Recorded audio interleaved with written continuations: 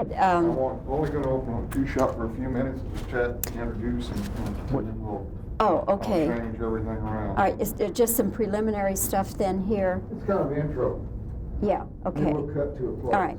Okay. I like your turtle. Yeah, that's my ninja turtle. Okay. You have a beautiful You're ninja old. turtle. All right. Mario, we have never met before, but I certainly know you through your work and your reputation, and it's wonderful to have you here at our USA Film Festival in Dallas. I hope you're having a good time. I'm excited to be here. I mean, there was it's been a fun reaction to the picture. You know, you make something that you don't know how it's going to be received, and anytime it is received well by people who aren't related to you. I mean, I'm used to my mother saying, "Oh, that's a nice movie. My son's in it." You know? So it's exciting to be here. Have you had it in any other venues or any other festivals? This is one of the first. It was we had it in the South Black Film Festival in Florida, and that was fun to see it. But this is basically the early stages, and in fact, you guys are the first ones to see it. Oh, you didn't see it with the end credits, did you, last night? No, we end didn't have All credits. right. Well, just this morning they have the print now with better sound, because the sound was a little low. Yeah, in the beginning it was. Yeah, you couldn't hear what yeah, people the were mix saying. was a little off. And now they have the end credits on it. So if you look at the end credits, you'll see I got the early westerns, black and white westerns of Herb Jeffries in the end credit sequence, and of Sergio Leone's Once Upon a Time in the West with Woody Strode and the water dripping on his hat. That sort of classic scene is in the end credits of Posse. So Well, I'll have to catch it again. now now, you just- have to see it again. just with There the you go. credits. Okay. With the end credits. Fred, is that good for you? You're rolling down? All right.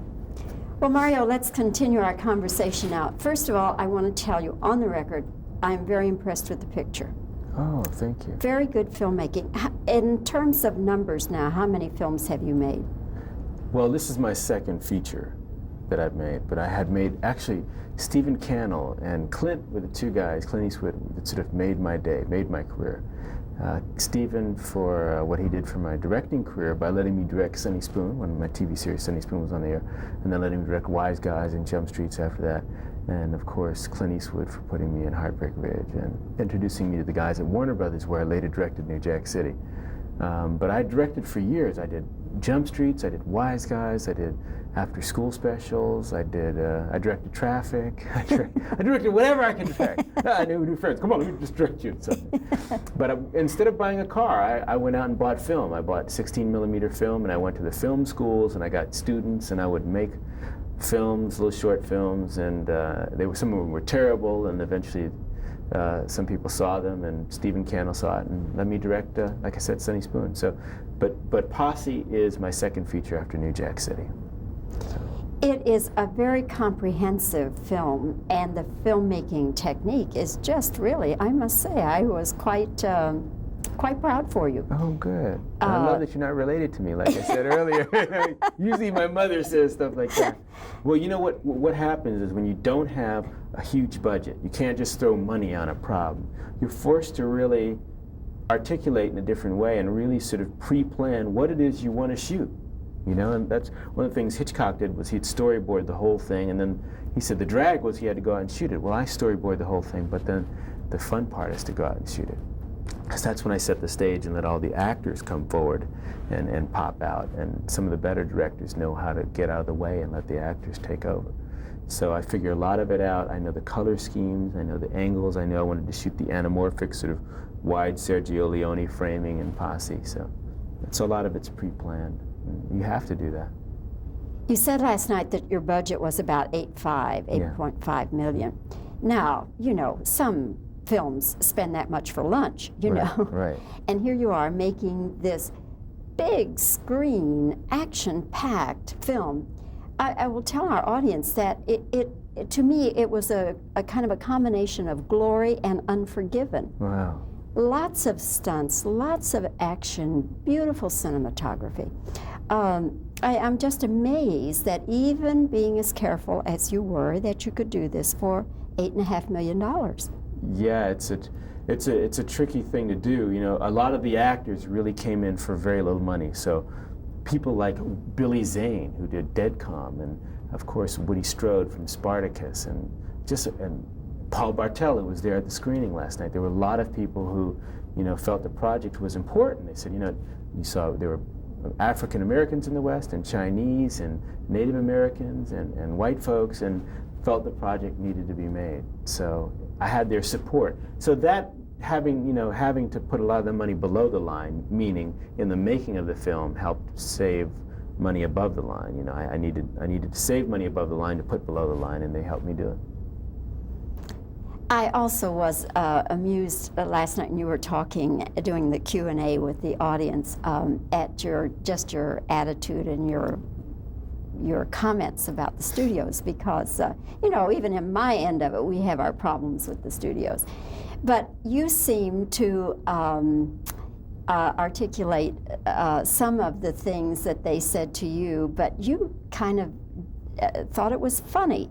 When you first, share with us now, when you first presented this project to the studios. Oh, what happened? Yeah. Well, first of all, after New Jack, my naivete never ceases to amaze me. I thought, New Jack, that after we made pretty close to $15 million, that they'd invite me back, and they did. They basically, now that I had made money, they thought I was talented. So they invited me back, but what I didn't realize is they wanted more New Jacks. So when I went back and I had a script about a black family, and I said it's a middle-class black family, they said, well, it's unrealistic. Couldn't one of these people be in the hood or be on crack? So that's why I didn't do that project. And then I started talking about the early West. And as I said last night, I said, did you know that the very name cowboy comes from they let the slave hands take care of the livestock, the horses and the cows. And they called the slaves boys, so they called them cowboys. And I talked to them about the first 44 settlers of Los Angeles, 26 of whom were black. And they started teasing me, we've heard of spaghetti westerns, but we've never heard of fried chicken westerns. Or they called it the Unforgiven, So you have to have a sense of humor with all this stuff, and it's, chalk it up to people not knowing. And it's funny, one of the writers on Posse is black, and one of the writers is white. And the white fellow was standing outside the movie theater, and there was a big poster for Posse.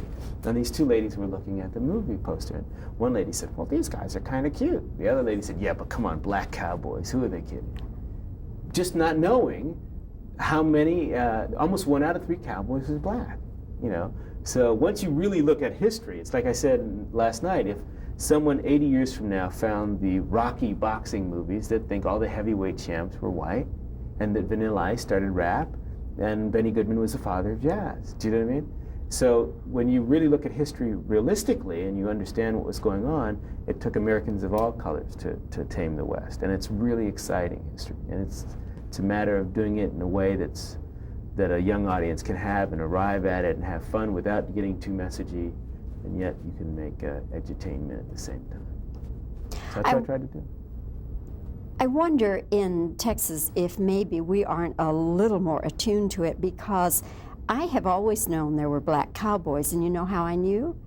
Through Remington and Russell and all the great Western painters, because they all did paintings of black cowboys. Right. So maybe we're a little bit ahead of the game, do you think? You might be, because that's also something actually that Tone Loc said for me. His people are from Texas, and he knows how to ride a horse. Now, a lot of the guys in Posse, we had to really learn to ride. I knew how to ride a little bit, but all the stunts I did in Posse are my own, and horse stunts, that is, and we took quick draw lessons, so you learn to shoot a 6-shooter. So if you're a kid at heart and you want to play cowboys and Indians in a whole new way, Posse was the answer. But I think he was talking about Texas and the fact that in Texas they know the history just a little bit differently. But Hollywood never showed us that side. When I look at the Hollywood movies, it was always cowboys and Indians, or what we now call Native Americans. And it's interesting now that Costner has looked at the relationship between the Native American and the whites a little differently, and that Eastwood has put Morgan Freeman in Unforgiven a little differently than what had been done before. And I think it's an interesting time to make a Western. The fact that Dances with Wolves did so well, and I don't know where Unforgiven was at the point in time, probably in production at the time that you were making your pitch. But do you think that somebody kind of started to think, well, maybe Westerns are back and maybe we can do something with a Western? I think Westerns are back.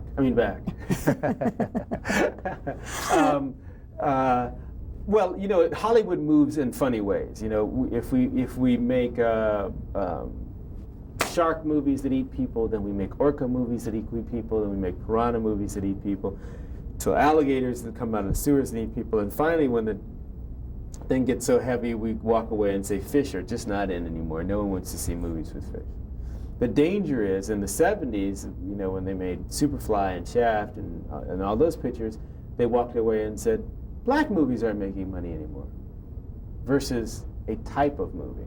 So I'm not really so worried about Hollywood chasing its tail, as we tend to do, and being cyclical in nature. It's just when across the board you say a whole type of movie with people of color is not making money, then we're in trouble. And I think that's why right now, with filmmakers like Spike, like the Hudlins, like Townsend, like Singleton, like Bill Duke, like Thomas Carter, all doing different films. Bill Duke directing Cemetery Club about 3 little Jewish ladies, and Thomas Carter directing Swing Kids about German kids, white German kids, doing the Second World War. And of course Spike doing X, and myself with the Western, Crazy Enough to Try a Western, that we're diversifying. We're breaking out of a cinematic ghetto. That's very important.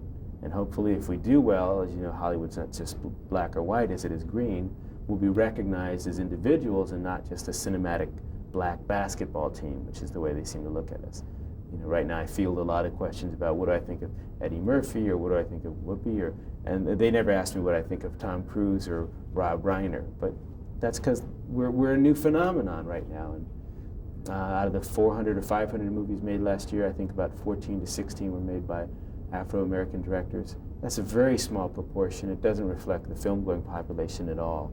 It's very healthy for Hollywood to get new blood, and if they don't, you'll be seeing a lot more, you know, Rocky 12s and Home Alone 8s. So you better be glad we're here. Come see Posse, Don.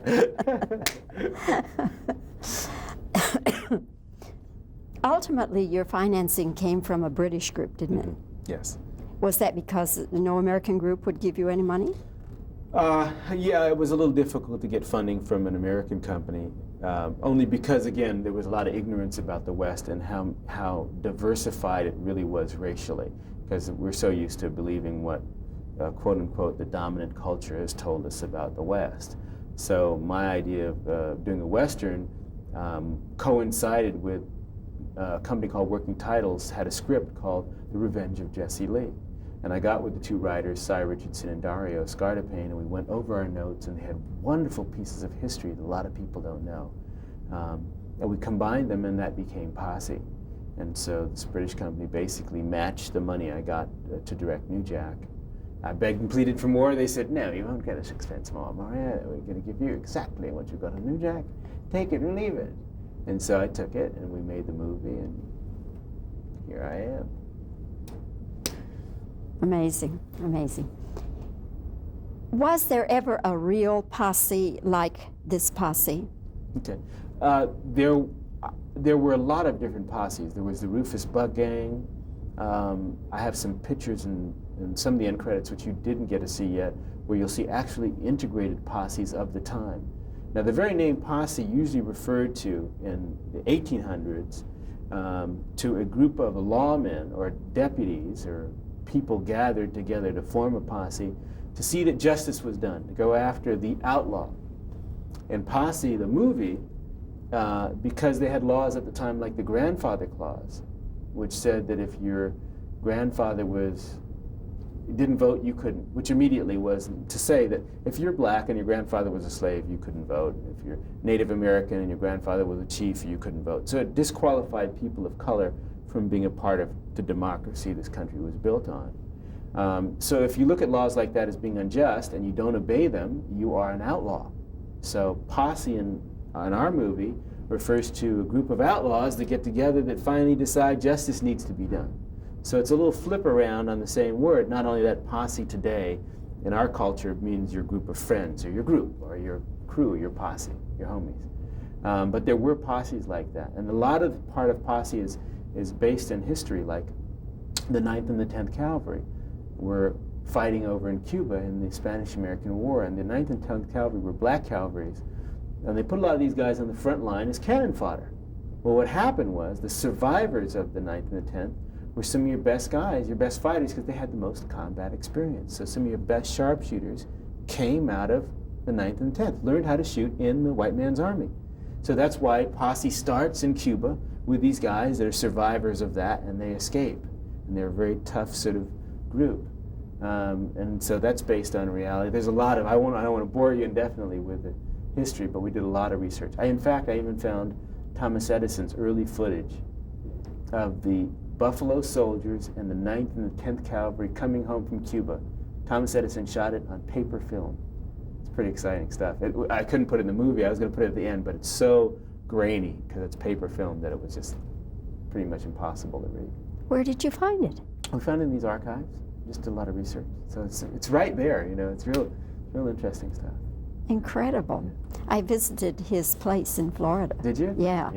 Very You should go there interesting. sometime, or maybe you have been No, there. I haven't. Yeah, I you haven't should been do that sometime. It's quite interesting. Okay, one final question.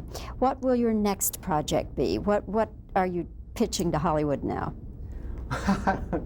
You know what's going to happen is, I think it's like penguins. As I'm told that penguins, you know, when they want to go in for a dip, they all gather around the iceberg and they look into the water and they hope that there's nothing there that will eat them, shark, sea lion, what have you. And they gather around and eventually one of them slips off the ice and falls down in the water and they all wait. And they see if the little guy is eaten. And if the little guy is not eaten, he's a leader and they all splash in afterwards. If he is eaten, he's a fool. Right now, I just fell off the cliff, so probably Hollywood is going to look over the side and wait to see how Posse does financially. If it does well, then hopefully they'll come back and say, Mario, you're beautiful, come back into the house. If not, they'll say, that schmuck should have stuck to New Jack Part 5. Who knows? Is any sort of New Jack sequel totally out as far as you're concerned? Oh, no, never say never. I mean, I'm excited to be in. Someone once said to me, Mario, you've got two loves in your life. What you do and who you do it with. I'm in the business I love. I'm working with my dad and my extended family and actors and people I love. And if my 1/3 love is maybe saying a little something while I'm here, then I'm a happy guy. So I think there's a lot of forms you could do that in. And I'm going to act in a picture after this. Just act, and it's great to just act again. After you direct and you worry about everything, just to act and sit there on the cellular and get brainwave problems is great. You know, I'm doing a picture with Patsy Kensit, and it's an HBO picture. I'm just acting in it. It's wonderful. It's a paid vacation. Where did you shoot it? We're going to shoot it in Seattle. We haven't shot it yet. Ah.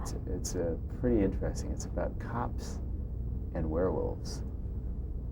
Think about that. I wouldn't touch that line with a pole. Yeah, it's pretty good. Okay, Mario, thanks for your time, and congratulations to you on Posse. I hope it does as well as it deserves. Oh. It deserves to do beaucoup business. So I hope so too, and if not, I'll come back. I'll try to work for you. Thanks for having me on. Really nice. Thank you, Mario. Nice to sit next to you. We'll sit next to each other again. Very nice. Let me reverse. Outstanding. And didn't they do sculptures as well? Yes. Oh, yes. Oh, yes. Yeah. I wish you had time that you could see that museum, because it really is an extraordinary collection. If there's any way we can You get know a where hold it of is, that. don't you, Christine? I wasn't listening to your conversation. Oh, sorry. as a Sorry for Carter. being Cowboy, so I know Yeah. what book. Would you do that? Sure. And I'll happily pay for the book or whatever. You know, if anything, we could probably go by there. You know, I'll call Let's and wait see what until I they're can find finished out. paintings. Unless Okay. they're on two-shot. Okay, now let's see, Christine, if you'll get back over there someplace so that we can get, Just reaction. okay. Just talk about anything, Mario, and I'll just do reactions. And then, Fred, now you're on a 2-shot. Yes, Yeah, I'll stay on stay 2 shots. And then after you get some reaction, then I'll ask a couple of questions, okay? Okay. One of my joys in Posse was working with Woody Strode, who was, as I said the other night, the first guy I remembered in the West, in the old Leone pictures. But I had seen him in Spartacus with Kirk Douglas. I saw him in, of course, Once Upon a Time in the West, because as I said, I have that footage in the movie. And I saw him in The Professionals. Remember that movie? With Lee Marvin and those guys. Man Who Shot Liberty Valance. John Wayne wasn't that John Wayne picture? Yeah, black and white movie with John Wayne. And he was real supportive. You know, he was real. He hadn't worked in about 5 years. He's 80 years old now. And he was really bright and on it and supportive, and that was really fun to say something to one of the first guys too. You know, that's a lot of fun. That was a lot of fun. So that was good. Let's see, what else can I tell you about making a movie? Posse. Okay, we built the town, Freemanville, the town where we all ride, all the cowboys ride into. That town we built, and we shot all the movie in Old Tucson, in Arizona. We shot some of the movie in Old Tucson, some of the movie in Mescal, and the stuff going across the snowy mountains, we shot that in Mount Lemmon. So we were able to get a real wide range of terrain there. And, yeah. So you ready for a question? Okay, and Mario, just start to answer it, and then I'll wave you. Sure. And it doesn't matter if you don't say exactly what you said. Yeah. Okay. All right. I think all of us are astounded that you could make this movie, this kind of picture, with the cinematography, the stunts, the action, and everything, for $8.5 million. Now, how were you able to do that? Beg, borrow, and steal. Yeah, it was tough. It was tough.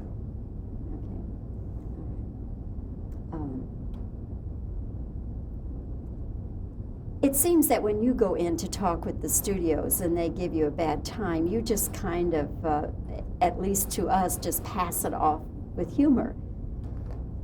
Yeah, Okay. Oh, all right, fine. Okay, all right. I do that sometimes when I'm thinking. Yeah, I do that too. I do that too. It's funny, yeah, I do that too. Okay. All right. When you're pitching a film to the studios and they're giving you all kinds of flack and want you to do other things and all, you seem to react with humor. Yeah, I saw my dad do it, and I saw that, you know, his arc, and I saw how, you know, Hollywood's a funny place. One day you're on a billboard because everybody loves you, and next day you're on a milk carton because no one knows you. So you have to be resilient and persistent. All right. Let's see now, another area. Cast. Help me. You asked me about some cast. You said it was, and then you were talking about, what else did you say? She has some good questions. Yeah. Because we covered a lot. Yeah, and a lot of it we don't need the question to, but I'm trying to think if there's maybe one other question I should ask. One good one about the history. Oh, yes, thank you. Mm-hmm. That is the one. All right. In actual fact, let me start again. Historically speaking, was there ever such a posse? Yeah, there were posses. There were integrated posses, in fact, that I looked at. In fact, there are pictures in the end credits, which you'll get to see later on. Okay. You know what's next? Oh, you were asking me what's next in my career. Okay. That's right. All right. Okay, fine. So what is next for you? Well, I have this crazy movie coming out called Revenge of the Nerd Tinja Binja Bimbo Turtles, and we're gonna look just like that little thing on your jacket. You might need, the enactment was really excellent. It was the penguins around the hole, if one falls in, I don't know what you could do. Oh, Support, are you gonna get support on your next endeavor? okay. Oh yeah, because you asked Yes, me about right. my next endeavor, and would I, if this... Yes, let me ask. Yeah, okay.